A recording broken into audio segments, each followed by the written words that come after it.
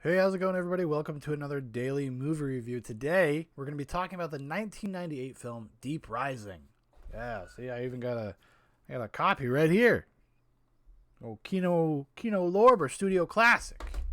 The film is directed and written by Stephen Sommers. And if you don't know who Stephen Sommers is, he directed the first two Mummy movies, the ones with Brendan Fraser from the 90s and early 2000s. He directed Van Helsing. He directed the first G.I. Joe movie, Rise of Cobra, and this other movie called Odd Thomas, and he's kind of hasn't done anything in almost 10 years.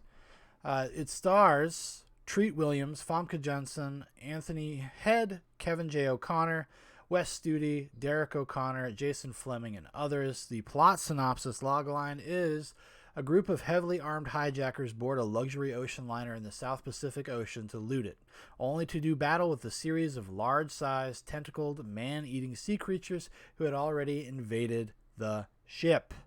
So yeah, I had not seen this movie. Shit, I don't know. Probably since like the year 2000. And if I did, I think I saw it, on the movie channel or Showtime or something. I probably saw it on a movie channel. I didn't own it. I didn't really know anything about it. It would have came out at a time where I wasn't like tracking these kind of things. It wasn't like, oh, go to the director of The Mummy, everybody's favorite action adventure movie of 1999. No, I wouldn't have thought that. And in fact, actually, I think back in the day, there's a poster for this fucking movie. I should find the poster. It is so cheesy. It is awful. And I remember seeing it in the movie stores. Like, I would see it, when we go to the movie rental places, and I would see the poster, and I'd be like, why would I want to watch that? Trying to find one that's big enough. Here we go. Well, somebody has a poster on their wall. These are people who are serious fans. They have a wall poster, guys. These are serious deep water fans or whatever, Deep Rising fans. Let's see here. Show. Okay. Oh, hold on. Open image of new tab. There we go. There we go. There we go. Now it's happening, everybody. I was not prepared to do that. That's why it's all fucked up. But check out that poster. That's an awful looking poster that tells you nothing about the movie. You would think, like, is this a fucking, like, a Die Hard movie? Is this like a Speed movie? You would have no idea that it is a creature driven effects film. You just wouldn't. You wouldn't have any clue. I wouldn't. And I'm super smart. So what the fuck, guy? Who signed off on this poster? Who was it? I want names. I want fucking names. Anyways, let's go back to talk about this movie. Now that we've had our fun, now we've joked around, now it's time to get serious, okay? We can't just sit here joking around. We gotta give this movie its proper respect. So what do I think about Deep Rising? I've already talked for 3.5 minutes. I haven't even said a fucking word about how I feel about it. Let me tell you how I feel about Deep Rising. It's okay. It is a action horror movie. It's like a creature feature. An early example of kind of what they were doing with CGI stuff, and it was kind of had some notoriety because of like how well it used its budget. Originally, this thing was supposed to have a much higher budget. Harrison Ford was originally signed on for this, and it was going to be Stephen Sommers, like kind of his big breakout thing, his big Hollywood moment. He had been kind of, I think, a writer. He had been a small time producer, worked in the background of Hollywood, maybe did like a short film here or there. And this was going to be his big thing. He had got a big star attached to the movie. That's how it actually gets into production in the first place. But then at some point, Harrison Ford's like, sorry, kid, and fucked off, and probably went and made 6 Days, 7 Nights. I guess probably would have been around this time. Or that, was it, something Hearts? Cruel Hearts or something? I don't know. He made a couple stinkers in the late 90s. So he would have went off and made one of those movies. He's like, listen, I'm already in 6 Days, 7 Nights. That's like my beach. That's like my water movie. Okay, that's the movie that I'm going to be involved where my body is in water. I can't be doing that every time. That would be silly. It'd be ridiculous. It'd be fucking ridiculous. So he drops out. The budget gets slashed like by $30 million. So they have to scramble. They have to go basically and recast the movie with kind of up and comers and no names. So they can throw all of their money, all of their budget into the effects. And they probably worked those effects guys to fucking death, to be honest with you. It probably was not a pleasant experience to work on the effects of this film. Yeah, oh, actually, no, you know what? Stephen Sommers had directed a few bigger... He had done a couple Disney movies in the early 90s. The movie Catch Me If You Can in 1989. Then he did The Adventures of Huck Finn, and he did The Jungle Book. Remember the first live-action Jungle Book? But yeah, he's got a lot of, I think, producing credits, too. A lot of writing credits. So he had done a few things. So that was my mistake. Not that I'm too torn up about making that mistake, but, you know, we want to be right. You know, The Adventures of Huck Finn with Elijah Wood? Huh? You ever see that movie? I did when I was a kid. I don't remember it. But anyways, this was supposed to be his kind of coming out, though, into big budget blockbuster filmmaking for the 90s. It's basically, his Deep Rising was supposed to be what The Mummy ended up being for him. Which, you know, I'll be honest with you, I kind of like The Mummy. I actually watched it not that long ago. I was like, Mummy 1999, for what it is fun. It's a fun movie. This movie, Deep Rising, it's okay. I can't say it's my favorite thing in the world. It held my attention. It's got some... I enjoy Treat Williams for some reason. I'm a kind of a low-key fan of all the substitute movies, the ones that came out after Tom Berenger in the original, and Treat Williams takes over as the lead. And they were kind of just cable staples. They're just kind of these very mediocre, kind of like what Death Wish became. Like if you ever see the Death Wish movies, and as they go along, they become increasingly kind of more and more absurd and convoluted. I would say the Substitute series is a lot like that. Hopefully we'll get one more, you know? And I always liked Treat Williams because when I was a kid, it would have been a couple years before this, I saw The Phantom, which is a movie I actually kind of liked. There's a weird time in the mid-90s where they were like, oh, let's turn old radio shows into movies. They did The Shadow and The Phantom, came out around the same time. And I have a soft spot for both of them. So I think I saw both of them in the drive-ins, like the years they came out. I used to have a Shadow lunchbox guy. Okay? That's how serious I was into The Shadow when I was like 8 years old. I had the lunchbox set. I was one of those rubes. I was trying. I tried. I wanted that franchise. I still want that franchise. Fun movie. Great score. Anyways, we'll talk about it someday.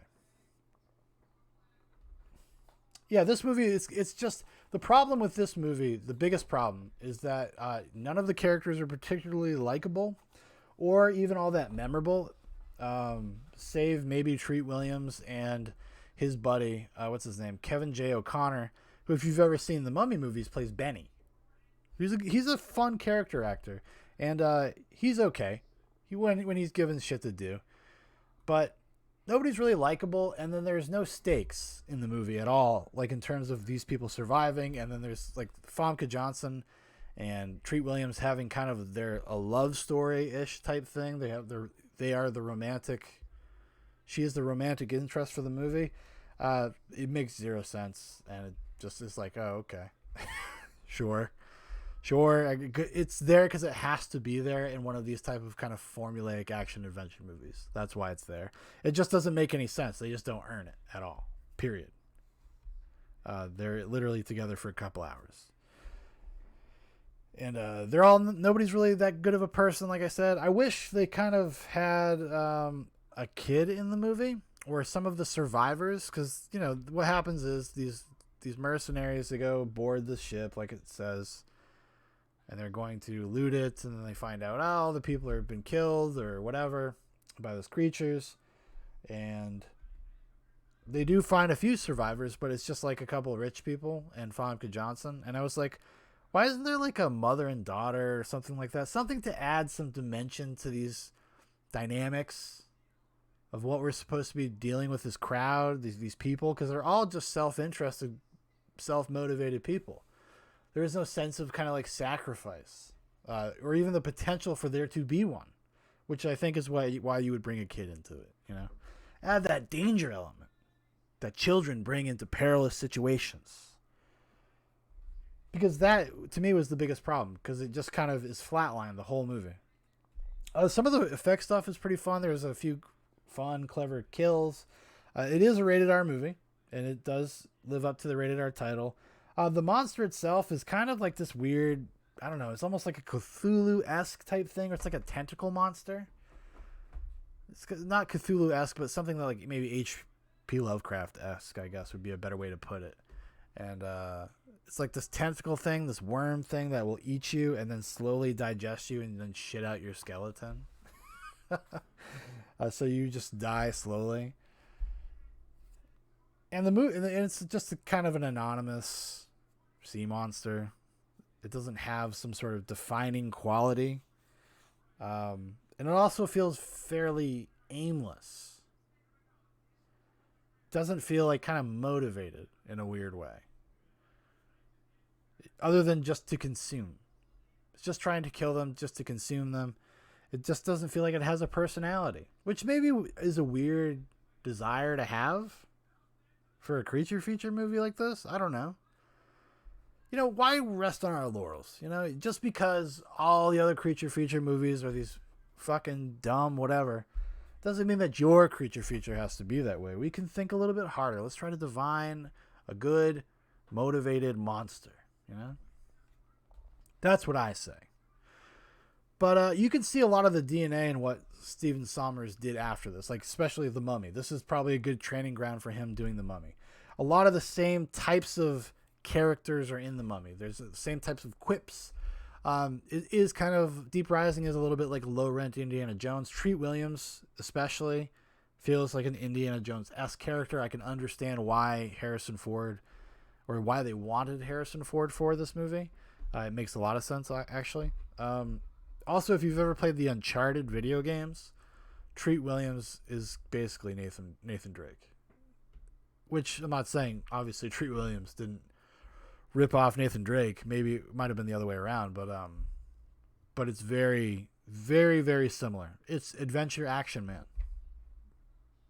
And he's not really anything more than that. And he doesn't have to be necessarily either. I'm not trying to say that. Calm down, everybody. I'm not trying to have too high of demands on Deep Rising. I'm really not. But I don't know. I don't know why I buy things like this. Okay? Let me be real with you. I don't know why I bought this. It was just really cheap. And I was like, oh, cool. It's got an audio commentary. It's got a bunch of interviews with the effects people. I was like, you know what? Maybe that'll be cool. Maybe that'll be interesting. And then I watched the movie and I was like, no, I don't know if I want to delve into all that stuff. That's going to be a lot of extra time. There's other movies that I got to watch. There's other things to do. But yeah, it's okay.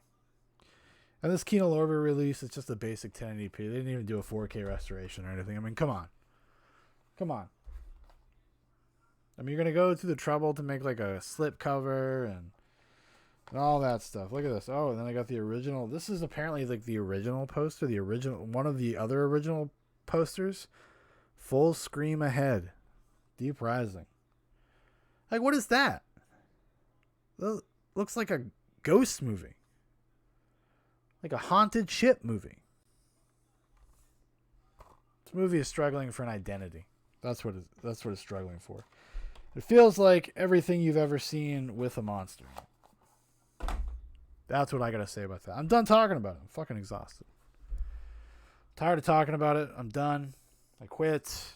Alright, everybody. Thank you so much for listening. If you'd like to know more about Zoobox, keep up to date with everything, check out the description. There's Facebook, Instagram, Twitter, Twitch, everything.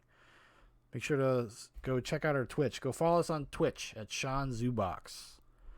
Going to be doing some, I think some of those Amazon Prime movie watch-alongs. Be fun. So if we can get enough people over there, we'll make it a regular thing. And also, if you have a recommendation for a movie to watch, Christmas season's coming up. December's around the corner. If you got anything you'd like to hear my thoughts about, you let me know. And I'll try to get it done by the end of December. Okay? Anyways, everybody, thank you so much. Have a great one.